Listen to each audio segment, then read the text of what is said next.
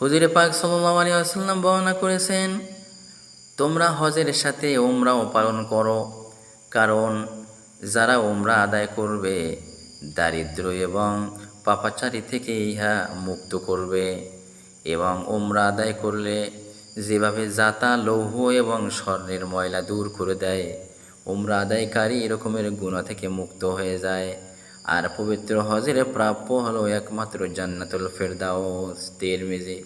প্রিয় ভাইয়েরা, আমাদের যাদের সাধ্য আছে, সামর্থ্য আছে, পবিত্র ফরজ হজ তো আদায় করবই। আর যাদের সামর্থ্য আছে, বছরের যে কোনো সময়ে আল্লাহর ঘরে গিয়ে এই পবিত্র হজ আদায় করলে, নফল হজ উমরা আদায় যদি করি, আমাদের জীবনের গুনাহ ক্ষমা হয়ে যাবে। আর আমাদের একমাত্র উদ্দেশ্য হলো জান্নাত।